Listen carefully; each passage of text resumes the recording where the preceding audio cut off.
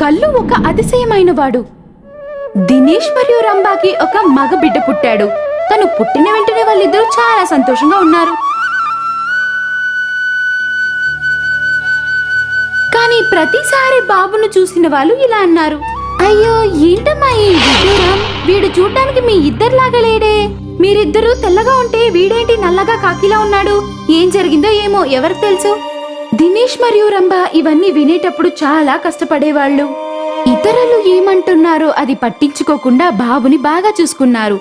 వాళ్ళ బాబు నల్లగా ఉండడం వాళ్ళకి ప్రాబ్లం లేదు.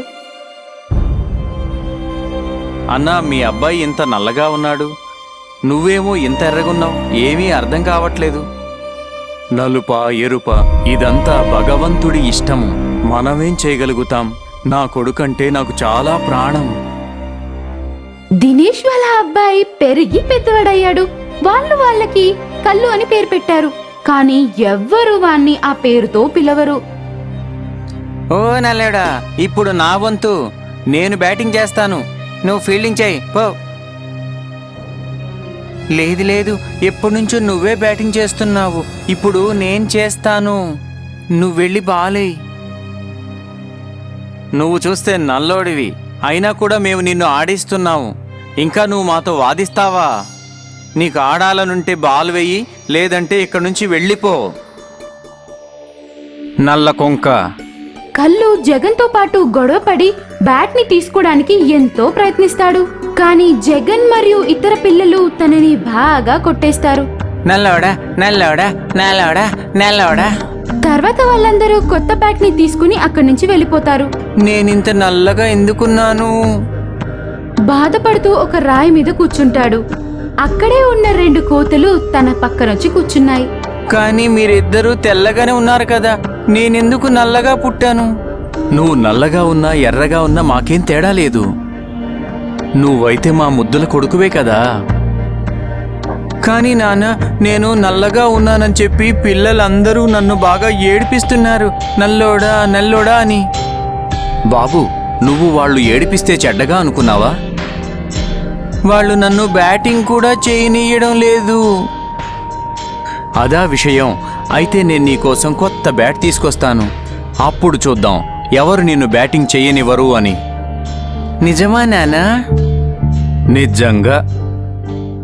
బాధపడుతున్న కల్లుకు దినేష్ మంచిగా చెప్పాడు. కొత్త బ్యాట్ దొరుకుతుందని చాలా సంతోషంగా ఉన్నాడు. మరుసటి రోజు ఇద్దరు బ్యాట్ కొనుక్కోడానికి వెళ్లారు. నాన్నా, నాకు ఆ బ్యాట్ నచ్చింది. బాబు, ఆ బ్యాట్ ఇవ్వమ్మా. థ్యాంక్ యూ నాన్నా. ఇప్పుడింక నువ్వే బ్యాటింగ్ చెయ్యి, ఎప్పుడు సంతోషంగా ఉండు. కల్లు తన కొత్త బ్యాట్ తీసుకుని ఊర్లో ఉన్న పిల్లలతో ఆడుకోవడానికి వెళ్ళాడు. ఇది చూడండి నా కొత్త బ్యాట్, ఇది భలేగా ఉంది మరి. అప్పుడు జగన్ అక్కడికొచ్చాడు. కల్లు చేతిలో ఉన్న బ్యాట్ ని లాగేసుకున్నాడు. ఏంటి ఈ నల్లోడి దగ్గర ఇంత మంచి బ్యాట్? అస్సలు బాగాలేదు, ఇవాళ నుంచి ఈ బ్యాట్ నాదే. లేదు లేదు, ఈ బ్యాట్ ఇవాళ్లే మా నాన్న నాకు కొనిచ్చారు. కానీ ఇప్పుడు ఈ బ్యాట్ నాదే. లేదు, ఈ బ్యాట్ నాదే, మా నాన్న నాకు కొనిచ్చారు. నువ్వు ఎలా చెప్పినా నేను నీకు ఈ బ్యాట్ వెనక్కివ్వను. ఇవ్వకుంటే నేనే తీసుకుంటాను. అవునా, తీసుకొని చూపించు. కల్లు జగన్తో పాటు గొడవపడి బ్యాట్ ని తీసుకోవడానికి ఎంతో ప్రయత్నిస్తాడు.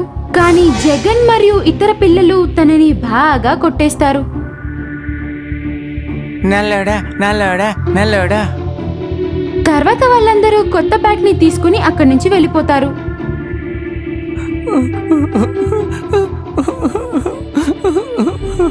చాలా బాధపడుతూ కల్లు అక్కడి నుంచి నడుచుకుంటూ వెళ్ళాడు. నేనెందుకు ఇంత నల్లగా ఉన్నాను?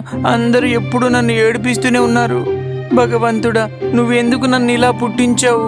బాధపడుతూ ఒక రాయి మీద కూర్చుంటాడు. అక్కడే ఉన్న 2 కోతులు తన పక్కనొచ్చి కూర్చున్నాయి. వెళ్ళిపోండి, ఇక్కడి నుంచి వెళ్ళండి. అందులో ఒక కోతి కల్లు యొక్క ఒక చెప్పును తీసుకుని వెళ్ళిపోయింది.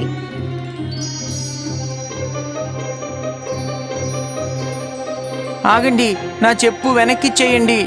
కల్లు కూడా ఆ 2 కోతులు వెనకాల పరిగెత్తుతూ ఉంటాడు. పరిగెత్తుతూ ఉన్నప్పుడే ఆ కోతులు మానెక్కాయి. ఒక మాను నుంచి ఇంకొక మానికి జంప్ చేస్తున్నాయి. అది చూసి కళ్ళు కోతులు ఎగిరినట్టే ఎగురుతున్నాడు. చూడ్డానికి కోతులు ఎగిరినట్టే ఎగురుతున్నాడు. అది చూసి ఆ కోతులు భయపడ్డాయి. తర్వాత అవి తొందరగా పర్వతం మీద ఎక్కుతాయి. కళ్ళు కూడా కోతుల్లాగానే ఆ పర్వతాన్ని ఫాస్ట్ గా ఎక్కాడు. కోతులు మరియు కళ్ళు ఆ పర్వతం యొక్క శిఖరానికి వెళ్లారు. తర్వాత కోతులు ఓటమిని ఒప్పుకున్నాయి.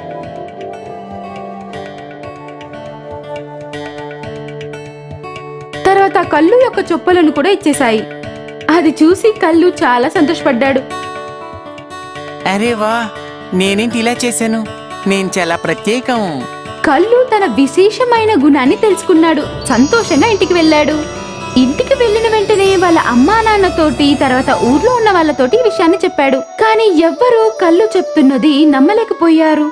అందుకు తను వాళ్ళందర్నీ అడవికి తీసుకెళ్లి ఒక మాను నుంచి ఇంకొక మానుకి ఎగురుతూ ఉన్నాడు. దాన్ని చూసి వాళ్ళ అమ్మా నాన్నతో పాటు అందరూ ఆశ్చర్యపడ్డారు. తర్వాత తను పర్వతం ఎక్కాడు. దాన్ని చూసి అక్కడున్న వాళ్ళ ఫ్రెండ్స్ అంతా చాలా ఆశ్చర్యపోయారు. అక్కడున్న ఊరు ప్రజలంతా కళ్ళుని మెచ్చుకున్నారు. తర్వాత ఇంకేంటి, కళ్ళు ఇలా సాధించినందువల్ల తను ప్రసిద్ధుడవుతాడు. తర్వాత ఎవ్వరూ తన చర్మం యొక్క నల్ల రంగు గురించి మాట్లాడనే లేదు. కానీ అందరూ తను చేసిన ఒక అద్భుతమైన పని వల్ల తనను పొగుడుతూనే ఉన్నారు. ఈ కథను చూసి మనం ఏం అర్థం చేసుకున్నాం? ఒక మనిషి చర్మానికి ఉన్న రంగు కంటే తన ప్రతిభనే చాలా ముఖ్యం.